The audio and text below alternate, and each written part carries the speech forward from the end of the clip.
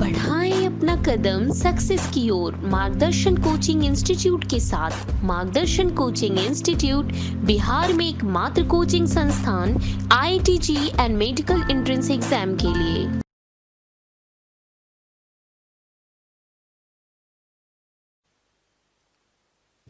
टंग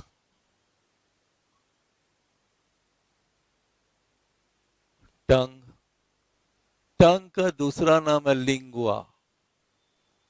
lingua, okay. तो टंग है किस मसल का बना हुआ? Voluntary muscle. जब मन चाहो टंग को जिधर घुमा देते हो। ये है कहाँ? Located above the floor of the buccal cavity. Located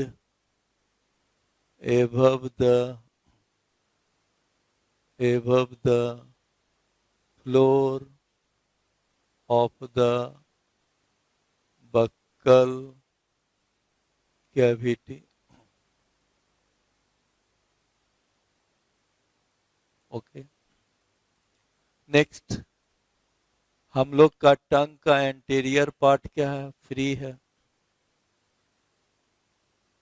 it's anterior part is free.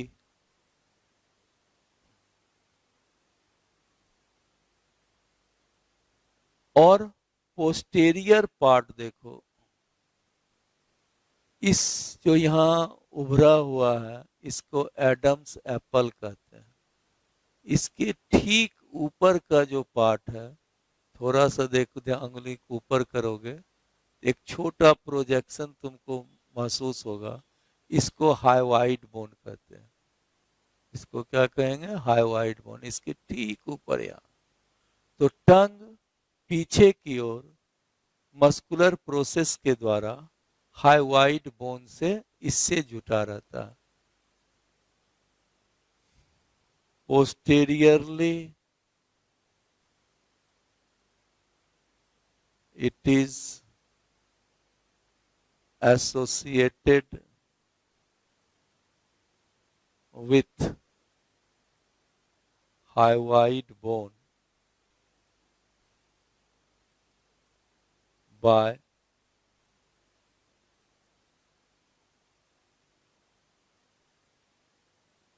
muscular process। और इसीलिए हाइवाइड बोन को टंग बोन भी कहते हैं। सो हाइवाइड बोन also called टंग बोन। इसलिए हाइवाइड बोन को टंग बोन भी कहा जाता है। Right, next. यह टंग जो है यह पीछे की ओर, ये यहां पर जो टेम्पोरल बोन्स है उसके एस्टिलॉइड प्रोसेस से भी जुटा रहता है। लिख दें, it is also attached posteriorly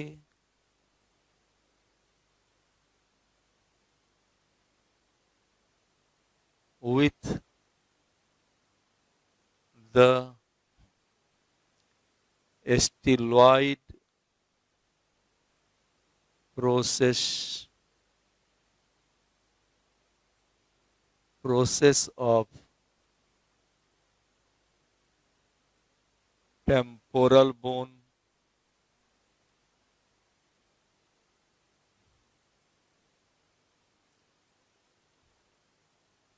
pharyngeal wall।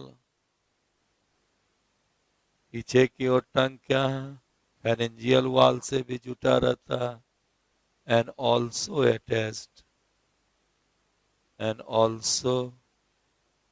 attached with soft palate, also attached with soft palate.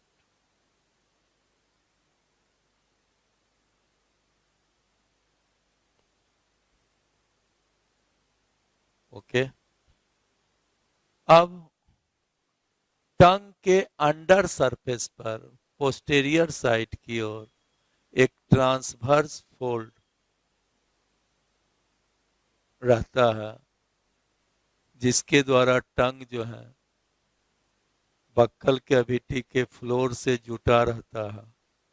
उस फोल्ड को लिंगुअल फ्रेनुलम कहते हैं।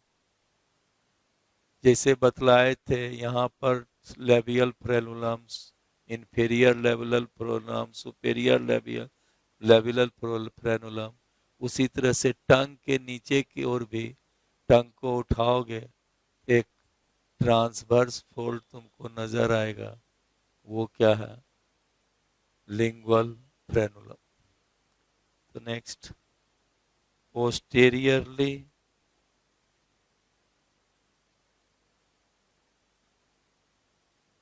Under surface of tongue connected with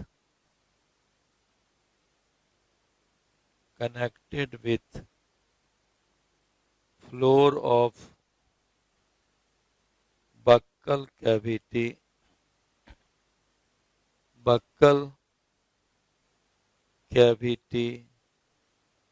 by fold of mucous membrane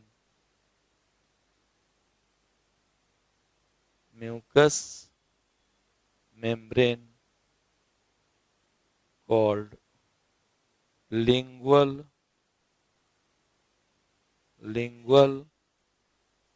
frenulum, called lingual frenulum।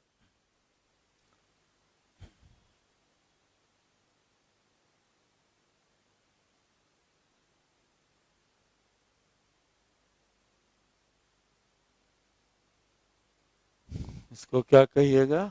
Lingual frenulum. टंग नीचे की ओर mucus membrane के fold से जुटा रहता है, जिसको लिंगुअल फ्रेनुलम कहते हैं।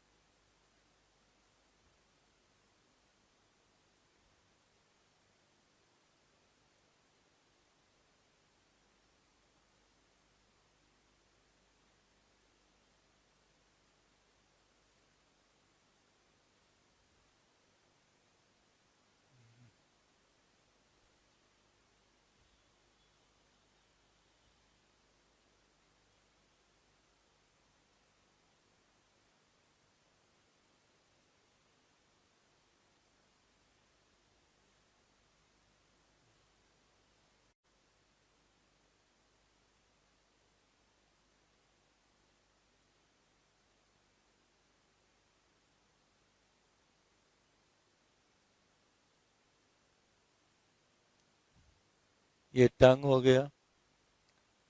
तो टंग का जो प्रोजेक्टेड अपर सरफेस होता है उसको डॉर्सम कहते हैं, डॉर्सम। अब देखो टंग में पीछे की ओर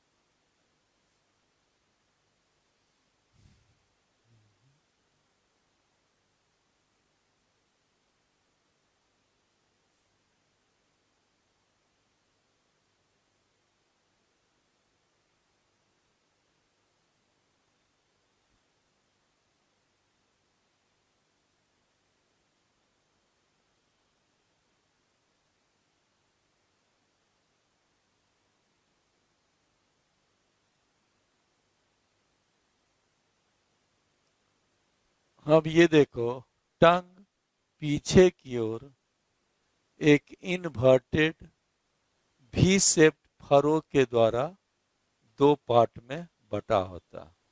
तो ये जो इनवर्टेड भी शेप्ड फरो है इसको सल्कस टर्मिनेलिस कहा जाता है।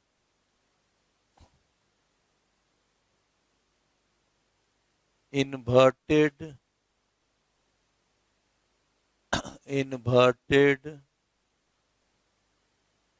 भी shaped furrow called sulcus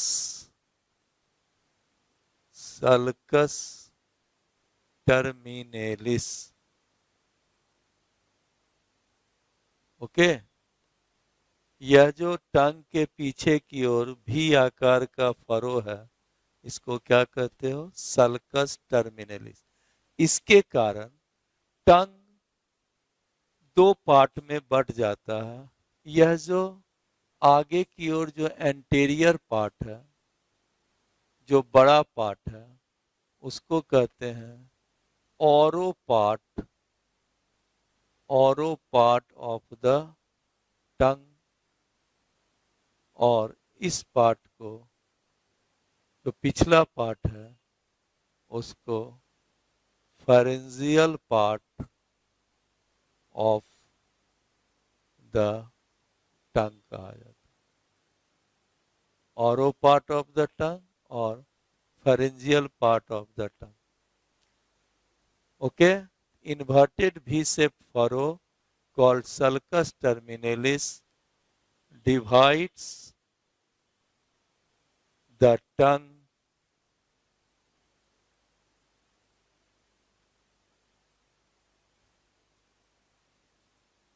tongue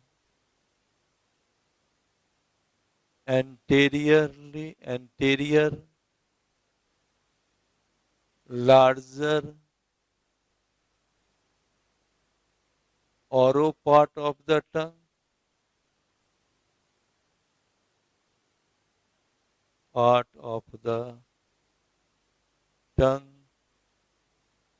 and posteriorly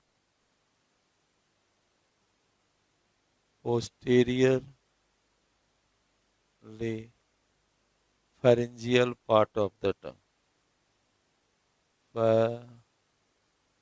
Pharyngeal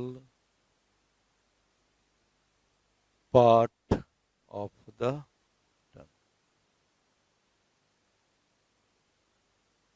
इस तरह से समझे कि टंग सल्कस टर्मिनलिस के द्वारा आगे की ओर oral part of the tongue में बढ़ जाती हैं और पीछे की ओर pharyngeal part of the tongue में बढ़ जाती हैं। ऑरो पार्ट फेरेंजियल पार्ट से बड़ा होता।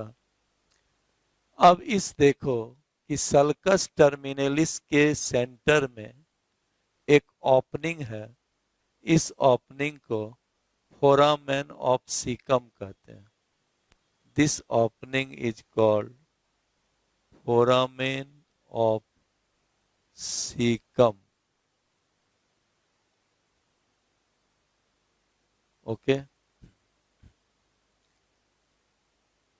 अब यह जो फेरेंजियल पार्ट ऑफ द टंग है, इस पार्ट में लिम्फॉइड टिश्यू पढ़ाए थे हम आपको परहैप्स।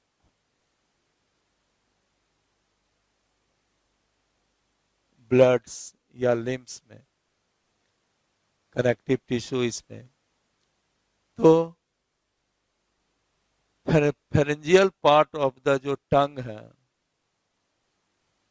उसमें लिम्फॉइड टिश्यू का पैचेज पाया जाता है, मास पाया जाता है। मास ऑफ lymphoid tissue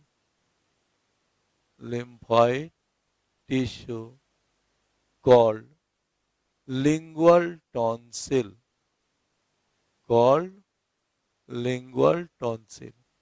अब टॉन्सिल जो आप समझते थे वो नहीं। टॉन्सिल का अर्थ क्या हुआ? जहां जहां पर लिम्फॉइड टिश्यू का मास होगा उसको हम टॉन्सिल कहते हैं। चूंकि यह टंग में लिम्फॉइड टिश्यू है तो इसका नाम क्या पड़ गया? Lingual tonsil. और यह लिम्फॉइड टिश्यू हमारे इम्यूनिटी को मेंटेन रखता है, यानी यह प्रोटेक्ट्स फ्रॉम द इन्फेक्शन। इसलिए मुख से आए हुए, मुख में जो फूड इत्यादि के द्वारा बैक्टीरिया ये सब आ रहा है उसको खत्म करने का काम भी कौन कर सकता है? Lingual tonsils. समझे इसको? नेक्स्ट, अब देखो कि जो ऑरो पार्ट ऑफ द टंग है उसके बीचों बीच, टंग पर आप ऐसे भी ध्यान दोगे एक ग्रुप जैसा रचना आपको मिलेगा। ये जो ग्रुप बनाए हैं इसको हम मिड डॉर्सल ग्रुप भी कह सकते हैं। Mid dorsal group. ओके, इसको मिटा देते हैं यहां से।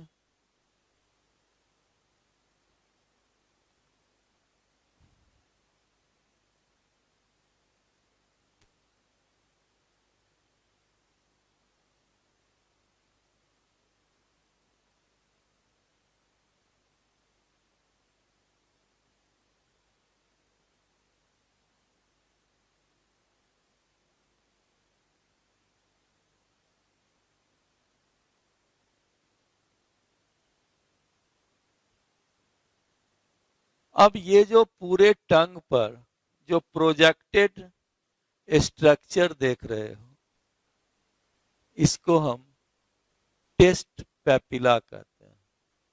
इसको क्या कहेंगे? Text papilla. ओके, तो लिखना यही है, ओरो part of the tongue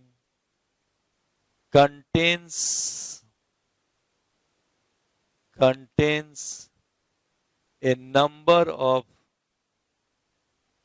projected structure called taste papilla, जिसको क्या कहते हैं? Taste papilla. इसी टेस्ट पैपिला में टेस्ट बर्ड पाया जाता है, जिसके द्वारा हमें टेस्ट की पता चलती है। It contains taste bud, it contains taste bud. ठीक है, तो हमारे टंग में लगभग 5000 टेस्ट बर्ड पाया जाता है। tongue has about 5000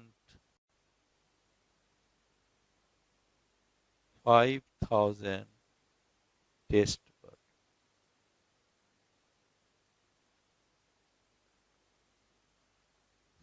okay,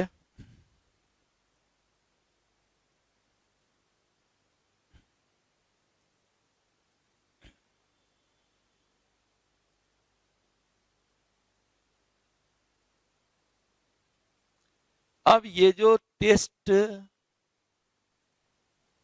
papilla है, यह टेस्ट पैपिला 4 प्रकार का होता है।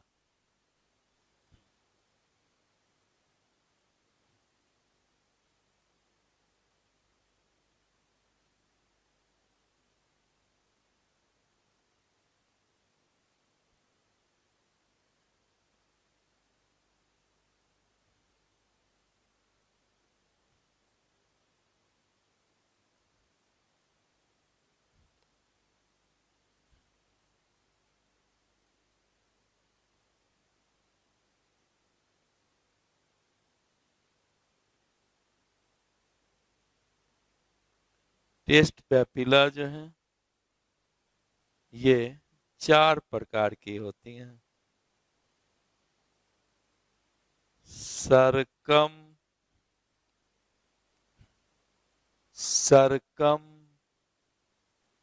Wallet papilla,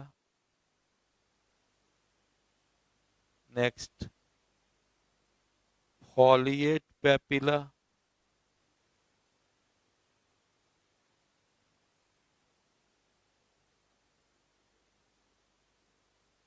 next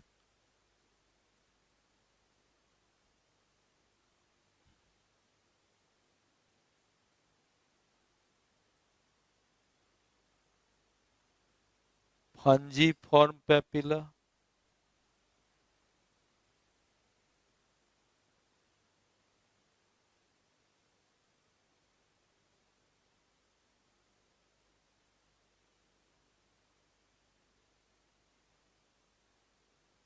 next filiform papilla.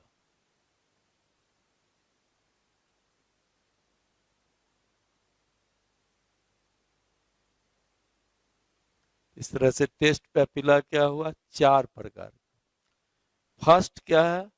Circumvallate papilla. यह जो सरकम वैलेट पैपिला है, ये जस्ट देखो सल्कस टर्मिनलिस के नीचे होता है। तो अगर हम यहाँ पर इसको शॉर्ट में लिख दें CVP, वहां लिख दिए हैं। C से सरकम, V से वैलेट, P से papilla. Circumvallate papilla.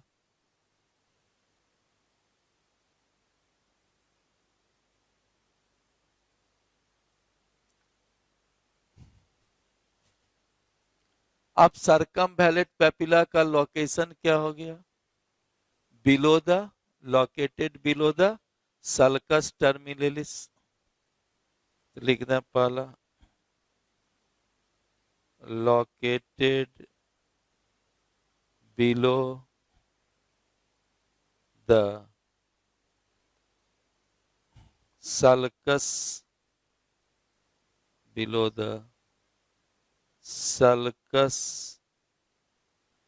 terminalis।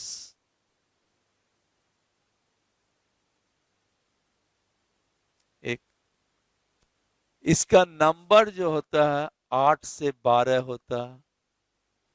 भी शेप फॉर्म में ये भी अरेंज है। इसका नेक्स्ट लिख दें, नंबर 8 to 12। एक जितना पेपिला है सभी में सबसे बड़ा पेपिला ये क्या है? सर्कमवैलेट है। तो नेक्स्ट लिख दें, लार्जेस्ट पेपिला, लार्जेस्ट पेपिला। लेकिन इसकी संख्या सबसे क्या है? कम है। Largest papilla but least in number. बड़ा तो है, ऑब्वियसली इसकी संख्या भी क्या है? सबसे कम है। एक सर्कमवैलेट पेपिला में 100 टेस्ट बड पाया जा सकता है। लिख दें, each contains, each papilla, each papilla having about 100 test bud। Okay,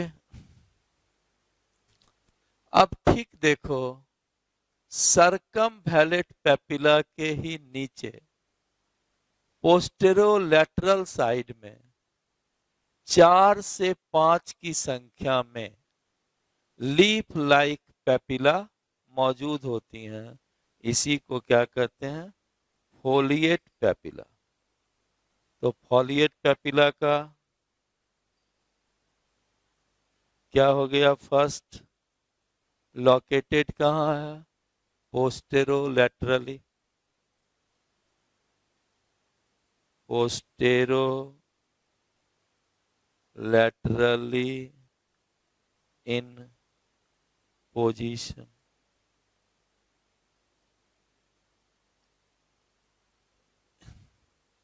प्रत्येक साइड में इसकी नंबर कितना है? 4 और 5।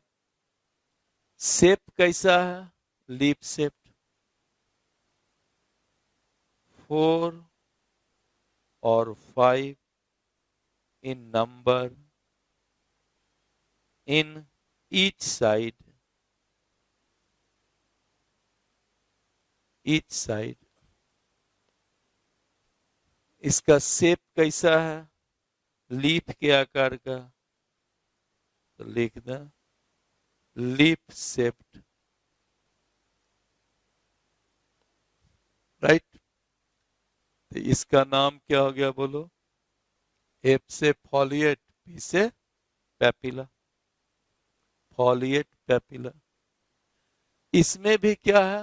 बहुत टेस्ट बड होते हैं। Next, contain many taste bud, contain many taste bud। लेकिन बहुत ही इंपॉर्टेंट फैक्ट समझो कि foliate papilla absent in human। लिख दें, is absent in human. Human में फॉलिएट पेपिला नहीं पाया जाता है। ओके, तो foliate papilla absent in human, right. अब तो डायग्राम में बनाए थे, अब तो तुमको समझा दिए कि ह्यूमन में फॉलिएट पेपिला नहीं पाया जाता है, दूसरे मैमल में पाया जाता है। अब हम इसको मिटा देते हैं, राइट। यानी ह्यूमन का अगर टंग होगा उसमें क्या है, फॉलिएट पेपिला नहीं पाए जाते हैं। ओके,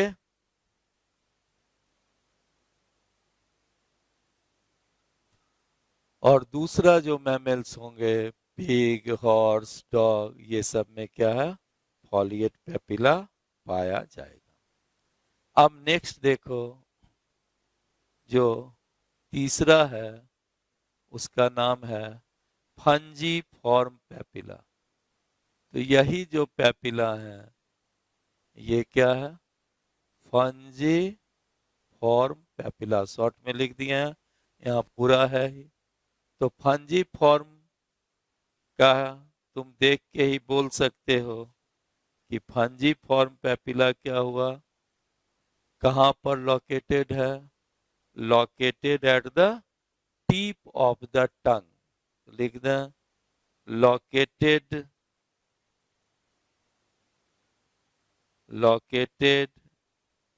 at the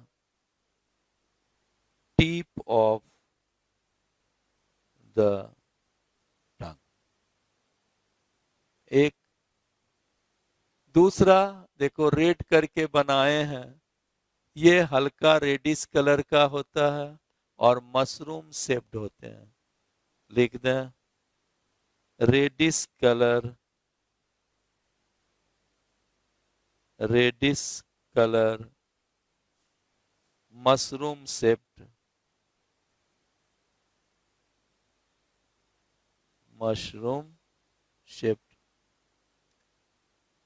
इसकी नंबर जो है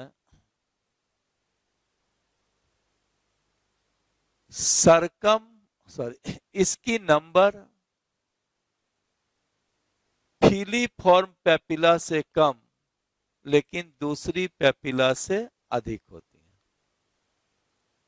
लेकिन इसकी साइज जो है सरकमवैलेट से छोटी होती है लेकिन अदर पेपिला से बड़ी होती है। तो यहां पर हम लिख रहे हैं इसका इट्स, या यहीं लिख रहे हैं it's size, it's size is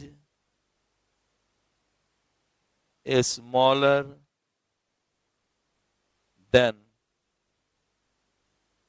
circumvallate papilla. Short में लिख दिए हैं, it's size is smaller than circumvallate papilla. Okay, और इसका आगे का चीज हम यहां लिख रहे हैं, it's size is smaller than circumvallate papilla but greater than other papilla, other papilla।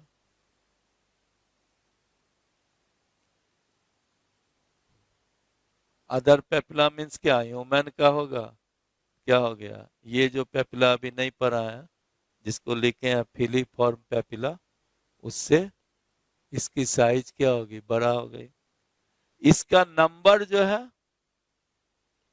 सरकमवैलेट से ज्यादा होगा लेकिन फिलीफॉर्म पेपिला से कम होंगे। इट्स नंबर इज ग्रेटर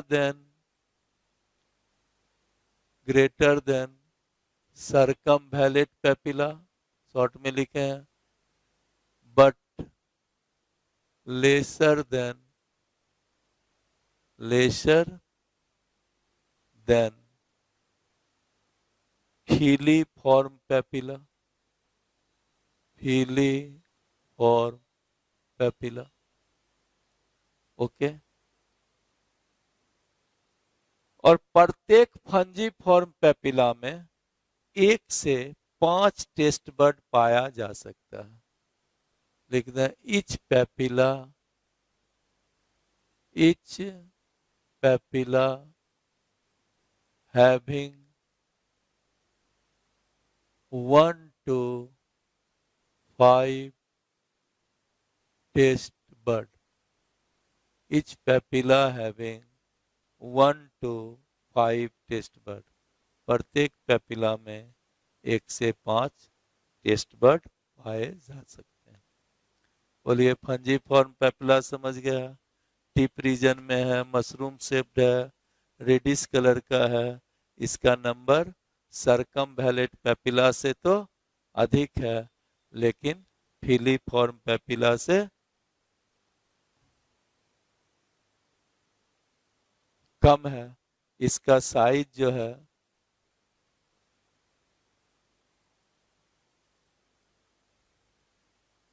इसकी साइज सरकमवैलेंट पेपिला से छोटा है लेकिन अदर पेपिला यानी फिलीफॉर्म पेपिला से क्या है, बड़ा है। ठीक है, its size is smaller than circumvallate papilla but greater than other papilla. Its number is greater than circumvallate papilla but lesser than filiform papilla. Each papilla having 1 to 5 taste bud. इसको अब मिटा देते हैं हम। अब नेक्स्ट जो last है, ये जो देख रहे हो, this papilla it is called filiform papilla. इसका दोनों नाम मिलता जुलता हो जाएगा तो इसलिए इसको हम पूरा लिख रहे हैं, फिलीफॉर्म पेपिला। तो फिलीफॉर्म पेपिला जो होते हैं, rest oral part of the tongue is provided with filiform papilla।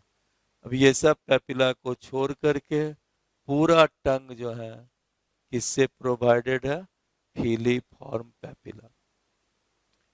यह जो है फिलामेंटस सेप्ट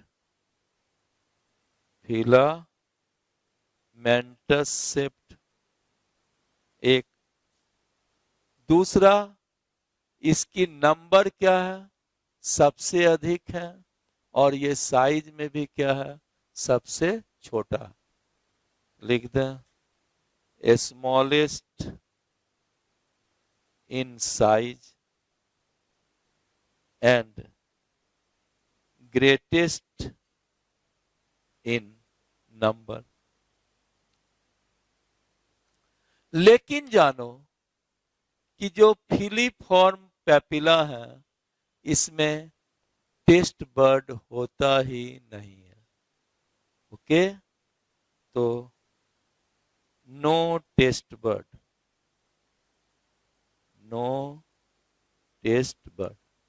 इसमें टेस्ट बड नहीं होता। तब इसका काम क्या है, it help holding the food, यह फूड को बक्कल कैविटी में रखने में मदद करता है। लिखना, चूंकि टेस्ट बड है ही नहीं तो टेस्ट के लिए रिस्पॉन्सिबल नहीं है, तो helps in holding the food in buccal cavity, helps in holding the food in buccal cavity। समझे इस तरह से ये सभी पेपिला समझाए। सरकमवैलेंट, फोलिएट पेपिला हम लोग के बॉडी में नहीं है, हम लोग के टंग में नहीं है। फंजीफॉर्म और फिलीफॉर्म पेपिला, कोई डाउट तो नहीं होना चाहिए। अब इसको मिटाते हैं।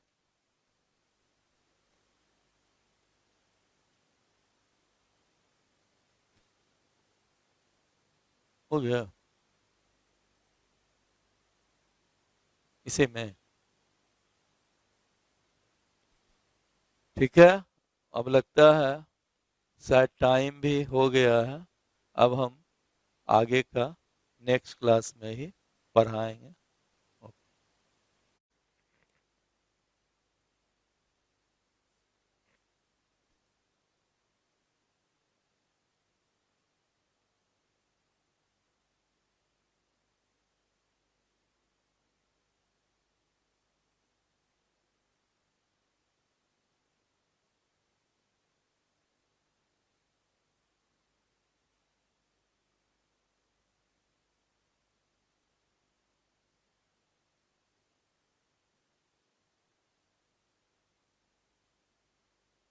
अब हम यहाँ ये बतला रहे हैं कि जो टेस्ट बर्ड्स हैं जिसके कारण हमको टेस्ट का पता चलता है, तो प्रायः जो टेस्ट बर्ड है एक से अधिक टेस्ट बर्ड टेस्ट के लिए रिस्पॉन्सिबल है, लेकिन बेसिकली जो है किसी वह पार्टिकुलर टेस्ट के लिए ही स्पेसिफाई होता है। जैसे टंग का जो पोस्टीरियर पार्ट है, it is responsible for bitter taste, यानी सरकमवैलेट किसके लिए हुई है, बीटर टेस्ट। और ये देखो जो टिप पार्ट है, जो टिप पार्ट है वह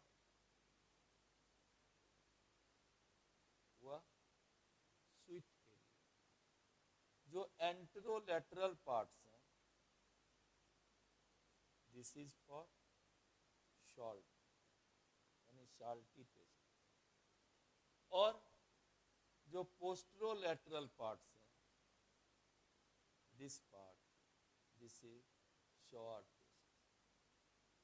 ओके, आपको बतलाए थे कि टंग में 5000 टेस्ट बर्ड होता है, लेकिन टेस्ट बर्ड सिर्फ टंग में ही नहीं होते हैं, हैरिंग्स में, सॉफ्ट पैलेट रीजन में, इपीग्लॉटिस रीजन्स में भी टेस्ट बर्ड होता है। हमारे माउथ में, सॉरी हमारे बक्कल कैविटी में टोटल 10,000 टेस्ट बर्ड होते हैं, जिसमें से 5000 टेस्ट बर्ड केवल क्या है, टंग रीजन पर आते हैं। तो हम लोग में बेसिक कितना टेस्ट को हम परसीव कर पाते हैं, यही 4 टेस्ट है, bitter, sour, salty and sweet. Okay, अब एक नया टेस्ट भी जानो, फिफ्थ टेस्ट। ये तो 4 टेस्ट है, और फिफ्थ टेस्ट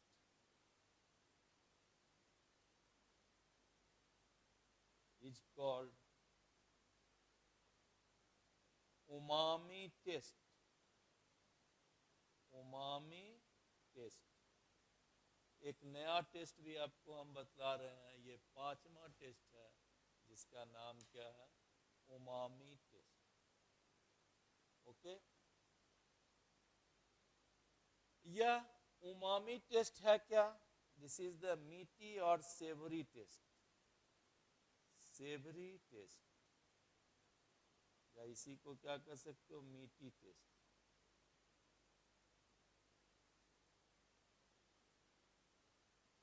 यानी सेवरी टेस्ट क्या हुआ, इसको कह सकते हो दिल का स्वाद या चटपटा स्वाद। जैसे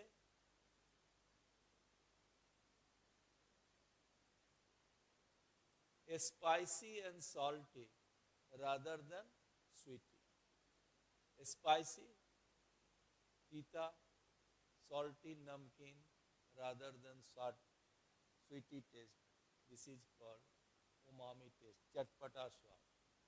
अब यह स्वाद आपको पता चला, जैसे फास्ट फूड है, चाइनीज फूड है, उस वह जो फूड है वो किसको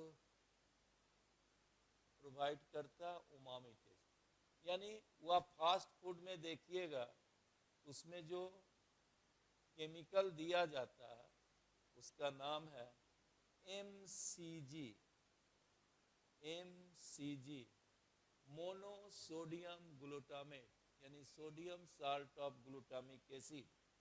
मोनो मोनोसोडियम ग्लूटामेट। इसी मोनोसोडियम ग्लूटामेट के कारण जो फास्ट फूड है वह उमामी टेस्ट देता है। टोमेटो जूस भी उमामी टेस्ट के लिए चटपटा स्वाद। इस तरह से टोमेटो जूस भी बतलाए उमामी टेस्ट के लिए रिस्पॉन्सिबल है। तो अभी तक हम जानते थे 4 टेस्ट जो हम लोग बतलाते हैं, बीटर, सोअर, सॉल्टी और स्वीट। एक 5th टेस्ट भी है जिसका नाम है उमामी टेस्ट। ओके, अब इसको मिटा रहे हैं और टंग में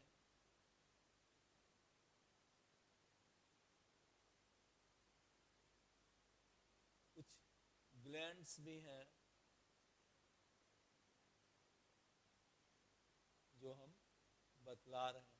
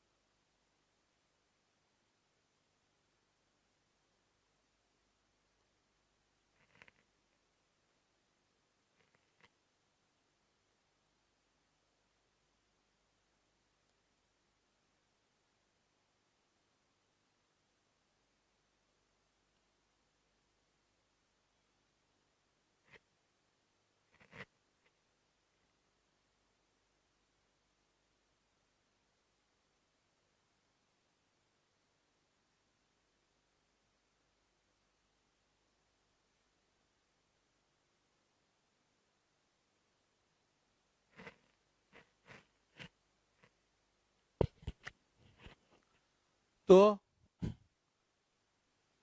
सेलेवरी ग्लैंड्स के अलावा टंग में कुछ और ग्लैंड्स भी पाया जाता है।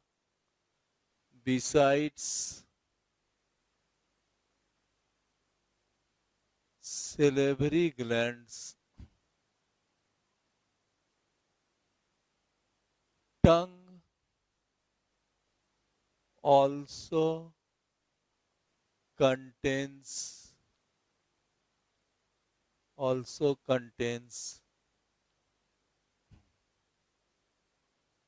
Weber's gland।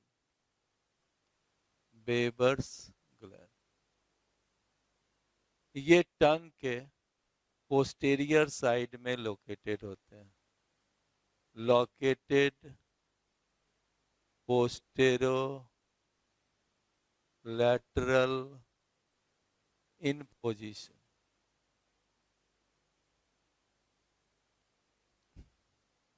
और ये releases mucus secretion, release mucus. दूसरा है इबनर्स ग्लैंड। इबनर्स ग्लैंड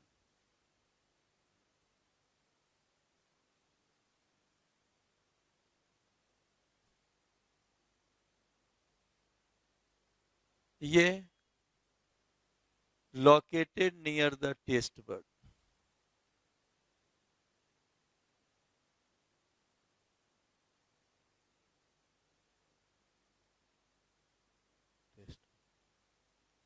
यह इवनर्स ग्लैंड्स के द्वारा लाइपेज एंजाइम का सेक्रीशन होता। इट रिलीजेज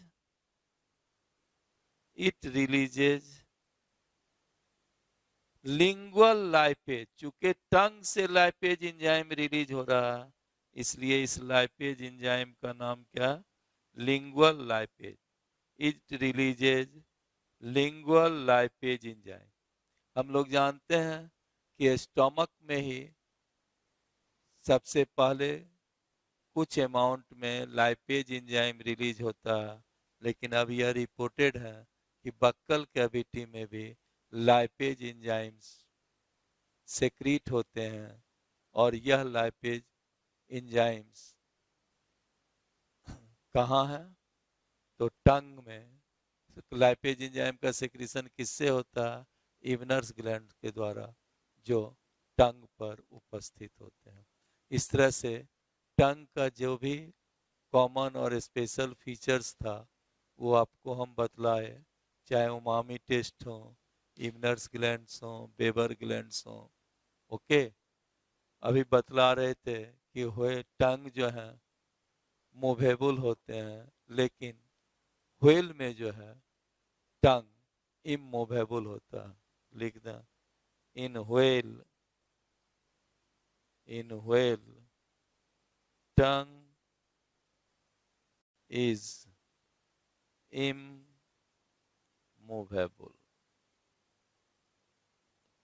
ओके, इस तरह से टंग कंप्लीट हुआ। अब हम नेक्स्ट जो स्ट्रक्चर्स है, बहुत इंपॉर्टेंट भी है, जिसको टीथ कहते हैं। तो next I am discuss I am going to start to teach teeth.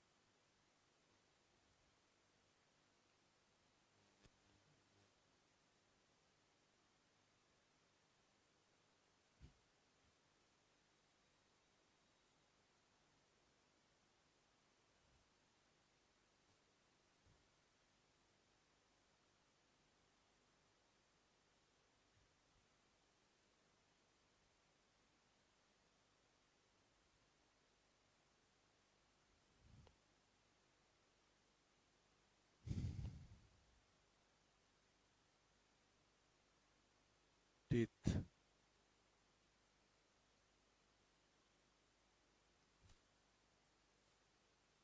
तो टीथ जो है, जितने भी मैमल्स हैं सभी में क्या है?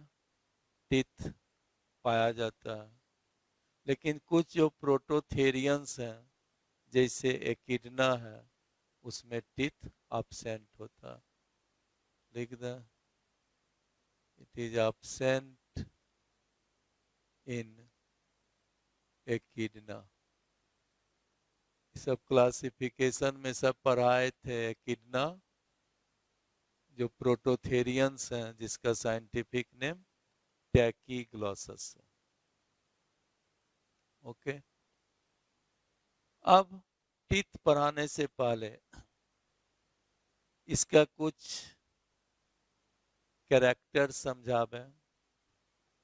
इसका स्ट्रक्चर बतलाने से पहले इसका कैरेक्टर्स बतलाते हैं।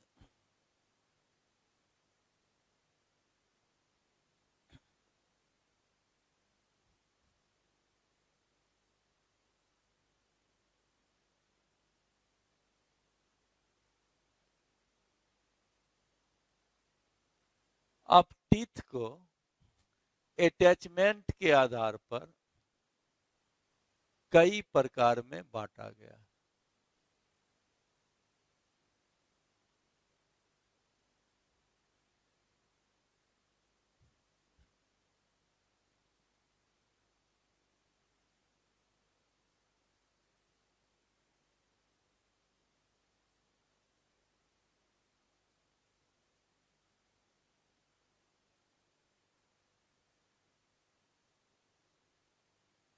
तो जॉ से अटैचमेंट के आधार पर टीथ को कई प्रकार में बांटते हैं।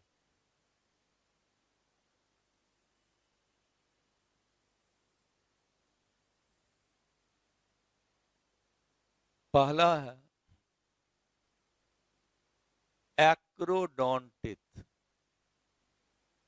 एक्रोडोंटिथ, ये सब हम आपको क्लासिफिकेशन में बतलाए थे, फिर से समझा रहे हैं। टीथ अगर जॉ के क्रेस्ट से ही जुटा हुआ हो तो ऐसे टीथ को एक्रोडोंटिथ कहेंगे। इसको एक झटका मारिएगा तो टीथ क्या होगा, अलग हो सकता है। एक्रोडोंटिथ क्या हुआ, सच टीथ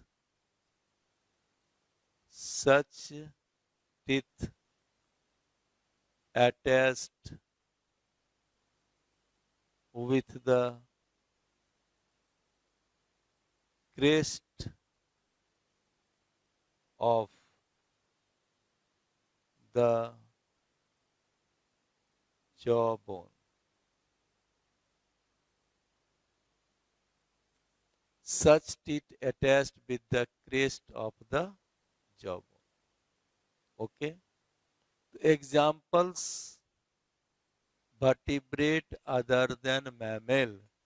मैमल को छोड़ करके, चाहे फ्रॉग हो, रेप्टाइल्स हो, बर्ड्स में तो टीथ होता ही नहीं है, सभी का टीथ क्या होगा, एक्रोडोंट होते हैं। लिख दें एग्जाम्पल्स: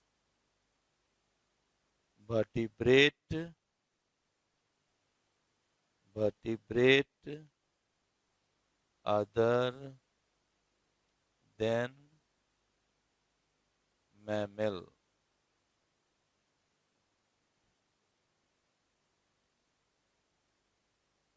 Acrodont teeth. Next,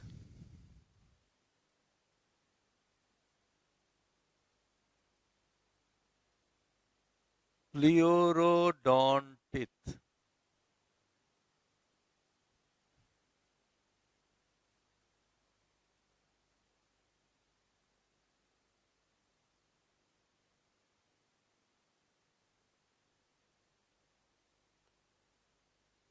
इसमें टीथ जो है जॉ के साइड से लगे रहते हैं, जॉ के मार्जिन से नहीं, जॉ के साइड से अटैच रहते हैं। Pleurodont teeth attached with the side of the jawbone. Teeth attached with the side of the jawbone. जैसे जो स्नेक में पाए जाने वाला फैंग है, फैंग मीन्स विषदंत, वो किस पोजीशन में रहता है, जॉ के साइड से अटैच रहता है। एग्जाम्पल क्या हो गया, फैंग। फैंग मीन्स विष दंत, poisonous teeth, fang of snake. Okay, अब नेक्स्ट है थीकोडोंट टीथ। थीकोडोंट टीथ, यह थीकोडोंट टीथ जो है, यह जॉ के सॉकेट में, जॉ में सॉकेट या जो कैविटी बना रहता है उससे जुटा रहेगा, जिसके कारण आसानी से टूथ रूट आउट नहीं हो पाते हैं। ऐसे टीथ को क्या कहोगे? थेकोडोंटिथ। क्या हुआ? Such teeth attached with the socket of socket, या उसको एल्व्यूलस भी कहते हैं, सॉकेट और alveolus of the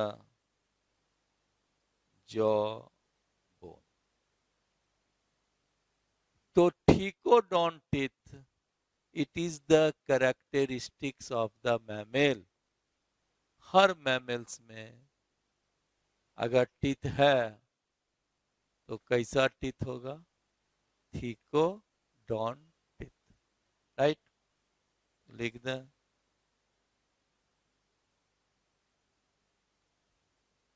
examples mammals, यानी हम लोग में भी मैमल्स हैं तो टीथ कैसा है? ठीकोडोंट। और एक एक्सेप्शन कभी पढ़ाए होंगे, क्रोकोडाइल, उसका भी टीथ कैसा होता है? ठीकोडोंट। लेकिन मैमल्स जो भी होंगे उसका टीथ क्या है? थेकोडोंट। यानी टीथ जो है यह जॉ के सॉकेट से अटैच रहता है। तो हम लोग में भी कैसा टीथ हो गया? Thecodont teeth. ओके, इस तरह से टीथ को जॉ से अटैचमेंट के आधार पर तीन प्रकार में बांटते हैं, एक्रोडोंट, फ्लोरोडोंट और थीकोडोंट टीथ। हम लोग में टीथ कैसा हो गया? थेकोडोंट टीथ। ओके, अब नेक्स्ट,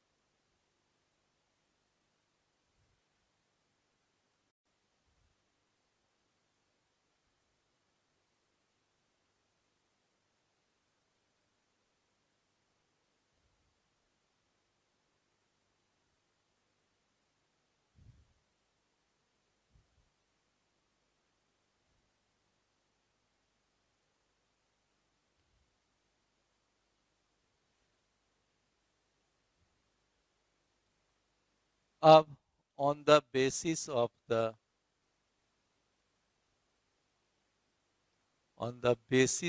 द कस्प,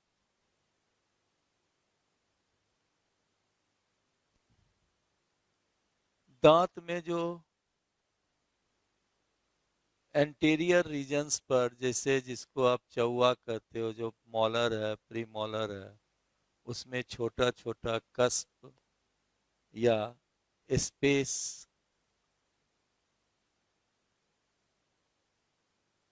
स्ट्रक्चर्स मिलता है, उसी को क्या कहते हैं? कस्प। ठीक है, धसा धसा हुआ जो स्ट्रक्चर्स मॉलर प्री मॉलर्स में मिलते हैं उसी को क्या कहते हैं? कस्प। तो on the basis of the cusp, teeth को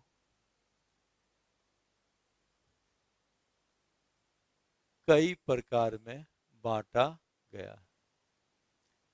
फर्स्ट है बोनोडोंटिथ। बोनोडोंटिथ तो हम लोग में जो प्रीमोलर है, मोलर है, उसमें जो कस्प होते हैं, ये अगर ऐसे समझा मैं,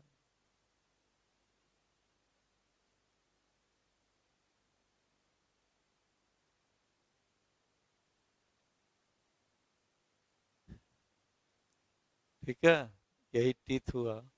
इस पर जो छोटा छोटा कस्प मिलता है, तो ऐसे टीथ को क्या कहोगे? बोनोडोंटिथ। बोनोडोंट क्या हो गया? A small rounded cusp. A small rounded cusp. Cusp present in teeth. Examples human. Human का टीथ क्या हो गया? बोनोडोंट। नेक्स्ट सेकोडोंटिथ। सेकोडोंटिथ इसमें जो कस्प होता है वह पॉइंटेड होते हैं, जो कार्निवोर्स में पाया जाता है। तो सेकोडोंटिथ किसको कहिएगा? Pointed pointed cusp.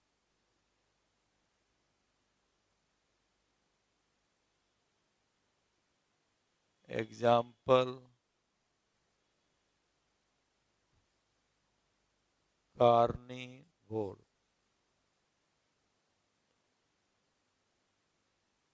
Next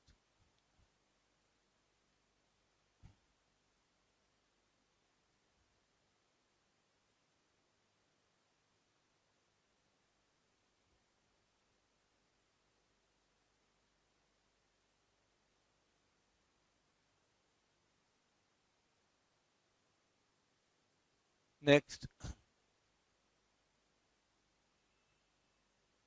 lophodont teeth. Okay, तो लोफोडोंटिथ में जो कस्प होता है वह कस्प ट्रांसवर्स रीच के द्वारा एक दूसरे से जुटे रहते हैं। लोफोडोंटिथ इन सच teeth cusp connected together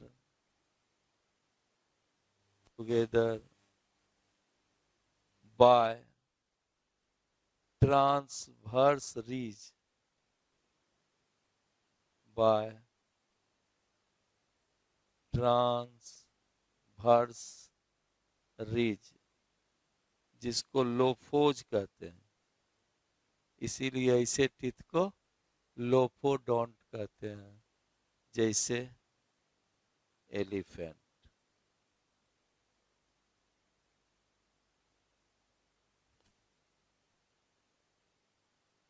okay, next है सोलेनोडोंटिथ।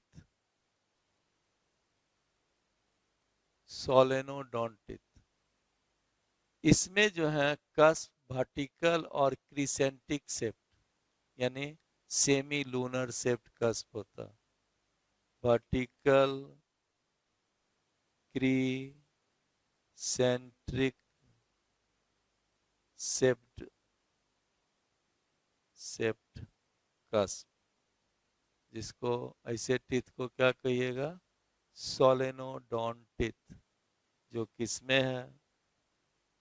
हॉर्स में और पिग में। ओके, इस तरह से हम ह्यूमन में कैसा टीथ हो गया? बोनोडोंटिथ। नेक्स्ट,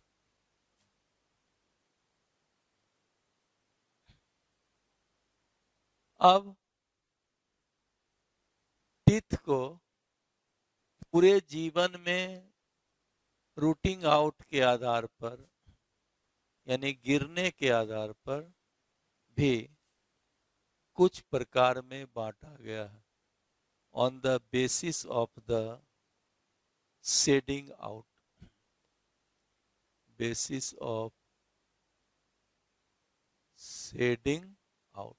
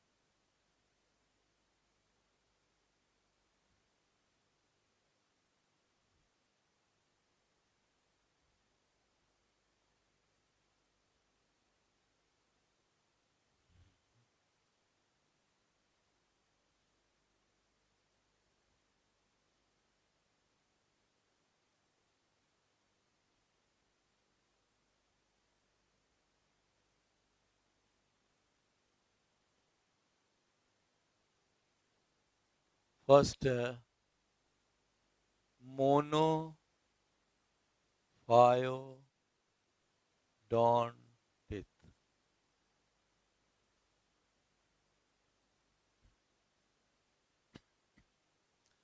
मोनोफायोडोंटिथ, मोनो मीन्स एक, फायो मीन्स गिरने वाला।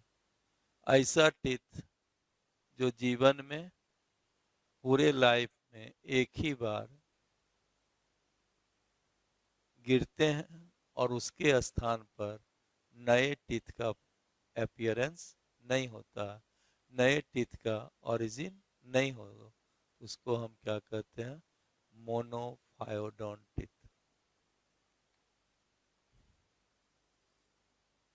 सच teeth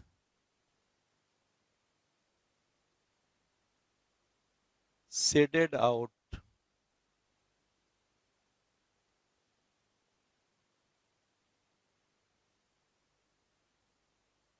only once in lifetime, and new teeth do not arise at its place।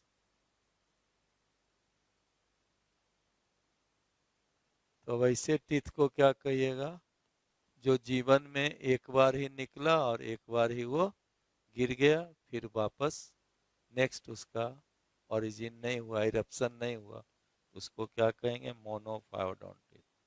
इसका एग्जाम्पल क्या हुआ, व्हेल। और हम लोग में भी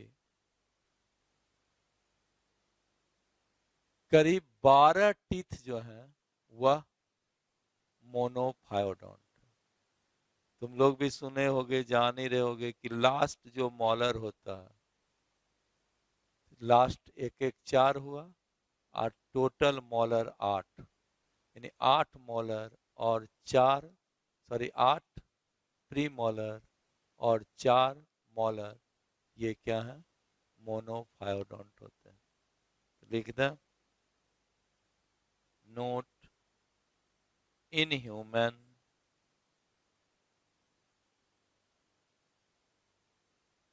8 premolar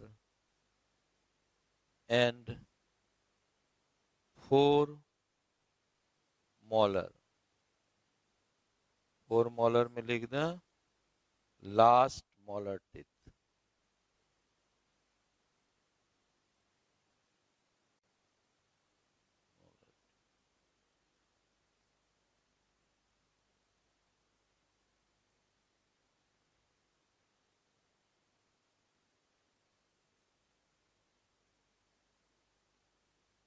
लास्ट मोलर टीथ, यानी 2 मोलर टीथ तो पहले निकल जाता है, और अंतिम मोलर टीथ जो थर्ड मोलर टीथ है वो 14 ईयर्स के करीब, या 14 टू कह सकते हो 25 ईयर्स के आसपास निकलता है।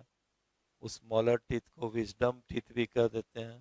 तो लिख दें लास्ट मोलर टीथ और विजडम टीथ। ठीक है, 8 प्री मोलर और 4 विजडम टीथ जो होते हैं हम लोग में कैसा है, मोनोफायोडोंट होते हैं। अब नेक्स्ट डाइफायोडोंट,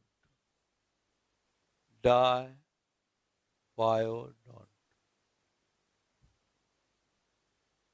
डाइफायोडोंट क्या हुआ, ऐसा टीथ जो जीवन में 2 बार निकलते हो, यानी इसको तुम डेसिडुअस टीथ भी कह सकते हो। डेसिडुअस, डेसिडुअस टीथ जो जीवन में 2 बार निकलता हो।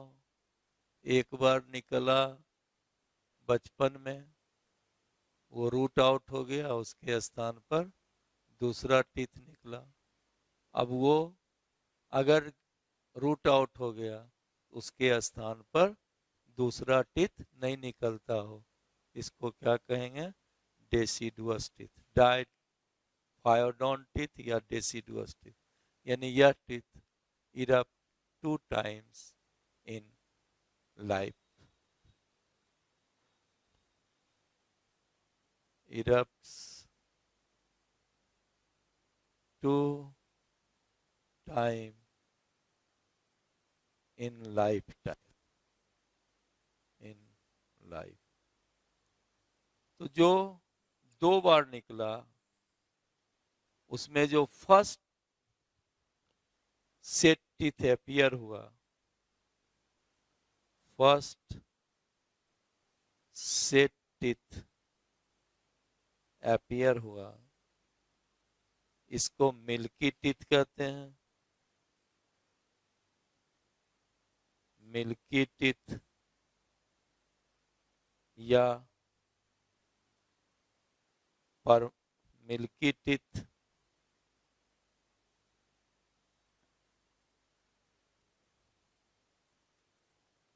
या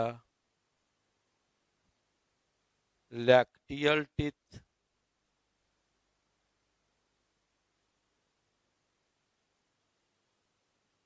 या बेबी टीथ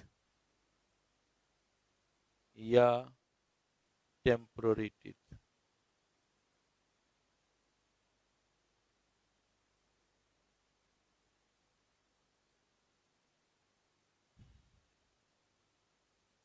ओके, और इसके जब शेडिंग आउट है, ये जब झड़ जाते हैं, इसके स्थान पर जो सेकेंड सेट टीथ अपीयर होता है,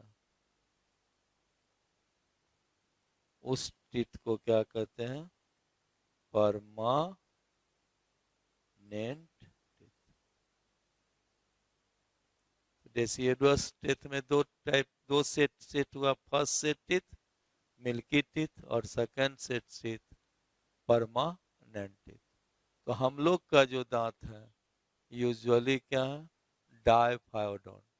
जैसे अब तो तुम समझ गए हो कि 12 दांत को छोड़ दो, रेस्ट जितना भी दांत है वो सभी क्या है, मोनोफायोडोंट, सॉरी डाइफायोडोंट टीथ। ओके, यहाँ लिख दें एग्जाम्पल किसका हो गया, ह्यूमन। मान लो ह्यूमन में 28 टीथ हैं, तो 28 में 12 टीथ को हटा दो, नेक्स्ट कितना हो गया?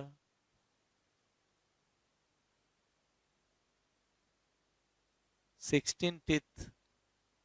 ये क्या हो गया? डाइफायोडोन। टोटल हम लोग कितना बोलते हैं? जनरल फॉर्मूला क्या लिखते हो? वो अभी तो पढ़ाए नहीं है। 32 टीथ। ह्यूमन में जनरल कितना टीथ होता है? 32। 32 में 12 हटा दीजिए तो जितना बचा उसको क्या कहोगे? 20 टीथ जो है वो क्या हो गया? डाइफायोडोन टीथ। ओके, कोई दिक्कत? अब नेक्स्ट आपको बतला रहे हैं परमा सॉरी पॉलीफायोडोंटिस। पॉलीफायोडोंटिस।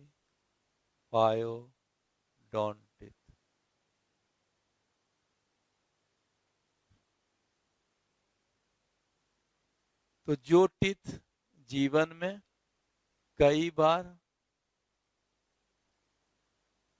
गिरता हो और फिर उसके स्थान पर नए टीथ अपीयर होते हो, तो उसको क्या कहोगे? Polyphyodont. Such teeth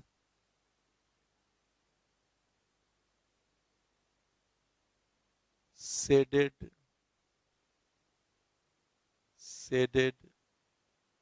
several times in life।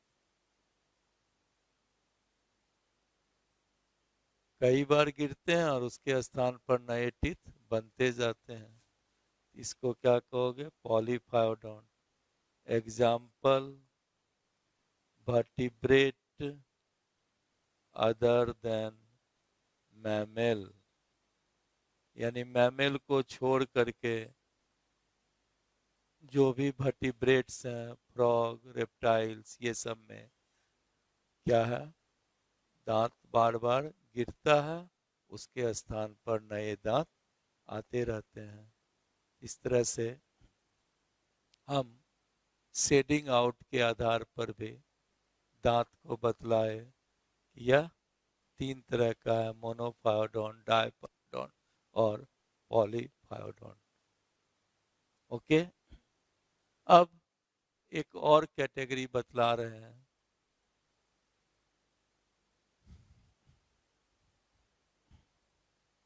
On the basis of size and shape. On the basis of size and shape दांत को 2 प्रकार में बांटा गया है। एक को होमोडोंट और दूसरे को हेटेरोडोंटिथ कहते हैं।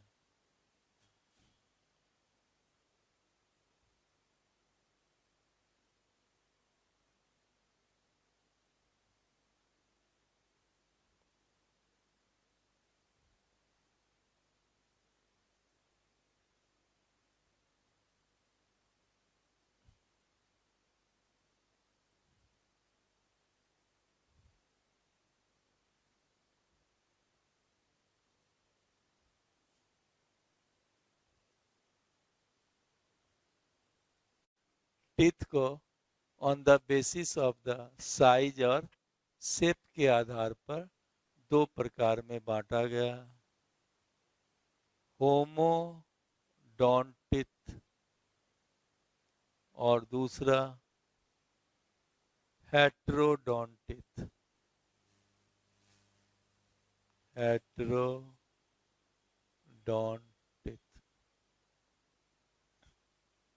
होमोडोंट और हेटेरोडोंटिथ। होमोडोंट या इसी को हम आइसोडोंटिथ भी कहते हैं, यानी जब सभी दांत एक समान हो तो उसको हम आइसोडोंटित कहते हैं। टीथ आर ऑफ सिमिलर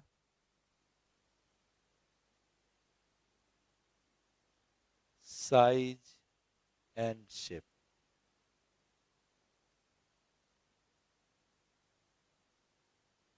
तो मैमल को छोड़ करके जितने भी वर्टिब्रेट हैं उसके टीथ जो होते हैं होमोडोंट या आइसोडोंट होंगे, सभी टीथ समान होंगे। लिख दें, वर्टिब्रेट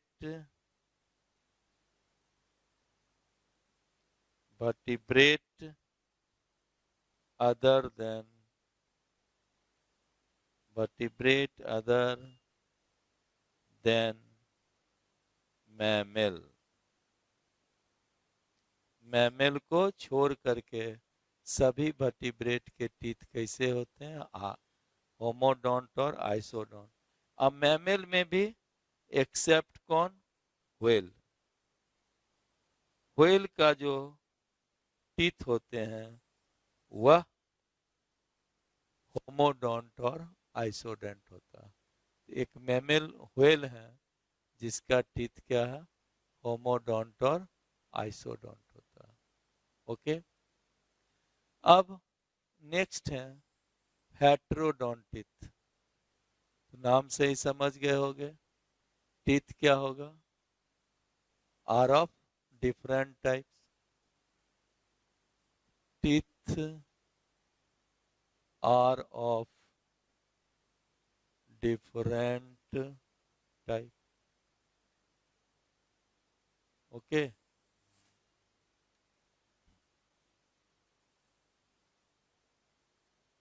तो ये कौन कौन टीथ है, 4 तरह का टीथ होगा। एक हो गया इंसाइजर, दूसरा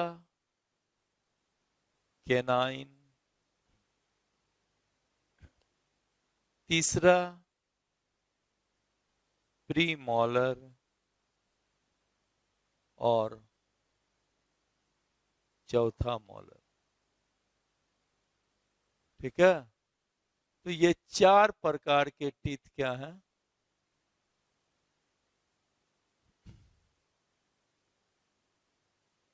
जिसमें पाया जाएगा उसको क्या कहेंगे, हेट्रोडोंटिथ।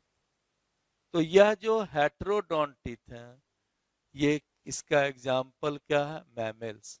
जो भी मैमल्स हैं प्राय वो सभी में क्या है, हेट्रोडोंटिथ होता है। प्राय बतलाए, जैसे अभी आप देखें कि व्हेल जो है उसमें होमोडोंटिथ होते हैं।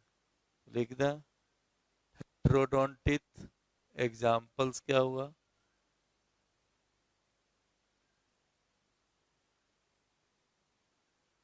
usually mammals have heterodont. Okay,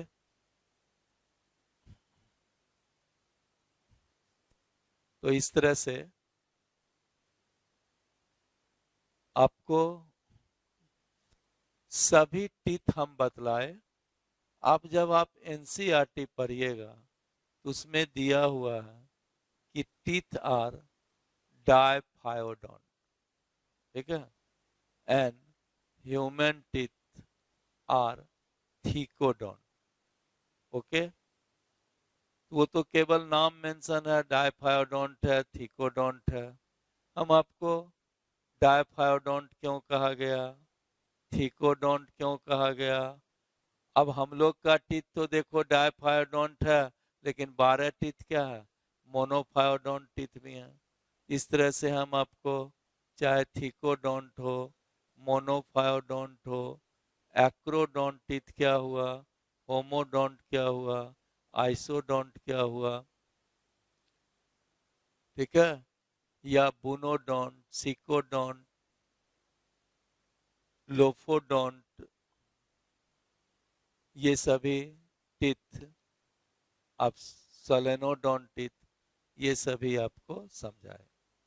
अब जैसे ये देखो कि ये जो 4 प्रकार के टीथ हैं, राइट, इस 4 प्रकार के टीथ में जो इंसाइजर टीथ होते हैं यह चीजल शेप्ड होते हैं। इंसाइजर चीजल शेप्ड टीथ, और ये क्या करते हैं, फूड को बाइटिंग का काम करते हैं, इसीलिए इंसाइजर को क्या कहते हैं, बाइटिंग टीथ या च्यूइंग टीथ। यह जो कैनाइन टीथ है, यह कैनाइन टीथ चीरने फाड़ने का काम करती हैं। ये डैगर शेप्ड होती हैं, डैगर शेप्ड, और इस टीथ को हम टीयरिंग टीथ कहते हैं, टीयरिंग टीथ। यह प्री मोलर और मोलर जो होता है, ये भोजन को चबाने का काम करती हैं, इसलिए इसको ग्राइंडिंग या क्रशिंग टीथ भी कहते हैं। यहाँ लिख दें, ग्राइंडिंग और क्रशिंग टीथ, ग्राइंडिंग और क्रशिंग टीथ। ये टीथ जो है चीक एरिया में रहते हैं, इसलिए प्री मोलर और मोलर दोनों को चीक टीथ भी कहा जाता है। Also pre molar and molar also called cheek teeth, right. Incisor biting teeth, chewing and biting teeth, canine tearing teeth, premolar और एंड मोलर ग्राइंडिंग और क्रशिंग टीथ, या इसी को चीक टीथ भी कहते हैं। तो हमको लगता है कि समय भी on the verge of completion है, समाप्ति के कगार पर है। इसका और भी पार्ट जो कुछ बचा हुआ है, इसका कैरेक्टर्स अब हम नेक्स्ट क्लास में बतलाएंगे, उसमें स्ट्रक्चर भी टीथ का बतलाएंगे। तो आज जो बायोमोलिकुल खत्म हुआ, अब टॉपिक कंप्लीट जूलॉजी की ओर आ रहा है, ठीक है। केमिस्ट्री पढ़ लिए बहुत, अब जूलॉजी है, तो अब आप लोग एनसीईआरटी को भी पढ़ते रहिए। और हम फिर कहेंगे कि एनसीईआरटी का तो हम लाइन लाइन बतलाते हैं, उसके अलावा भी जो आपकी ज़रूरत की चीज़ है वो आपको बतलाते हैं। लेकिन ये सब के बाद आपको फिर कहते हैं कि आप ऑब्जेक्टिव बुक लेकर के उसको बनाया कीजिए, तब ये सब जो कुछ टिटबिट्स बतलाते हैं आपको बनेगा, तो आपको लगेगा कि नहीं ये सब की भी ज़रूरत है।